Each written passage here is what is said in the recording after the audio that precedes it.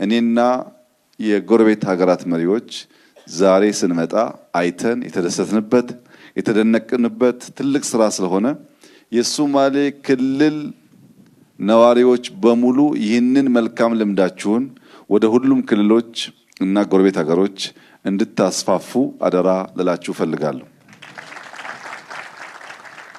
ዛሬ የደስታ ቀን ነው። ዛሬ የፍቅር ቀን ነው። ዛሬ የድል ቀን ነው። ለሐጂ ሙስጠፋ ያለኝ መልእክት የተሰራው ስራ አስደናቂ ነው።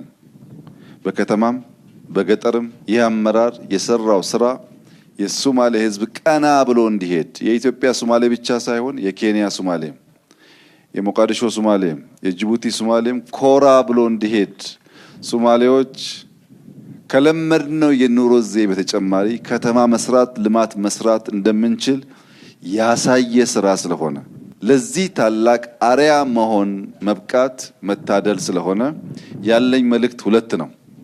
ሐጂ ሙስጠፌ ባለፉት አመታት የሶማሌ ህዝብና የኢትዮጵያ ህዝብ ከርሶ የሚጠብቀውን ከርሶ ካቢኔ የሚጠብቀውን 2% ዴሊቨር ስላደረጉ በጣም እያመሰገንኩ በሚቀጥለው ዘመን የቀረውን 90% በመልፋት በመትጋት ጅጅጋን አሁን ካለበት 10 እጥፍ አሁን ያለው ልማት በ10 በ20 እጥፍ አድጎ ለምስራቅ አፍሪካ ብቻ ሳይሆን ለአፍሪካም ኩራት የሆነ ብዙዎች መጥተው የሚያዩት ስራ እንዲሆን በትንሽ ስራ እንዳንረካ በትንሽ ስራ እንዳንቆም ሩጫችን የህዝባችንን ኑሮ እስኪቀይር ድረስ እንዳይቆም አደራ እያልኩ ባየነው ስራ ሁሉ ግን በጣም ከፍተኛ አድናቆት የተሰማን ስለሆነ እርሶንና አመራሩን እንኳን ደስ ያላችሁ ማለት ፈልጋለሁ።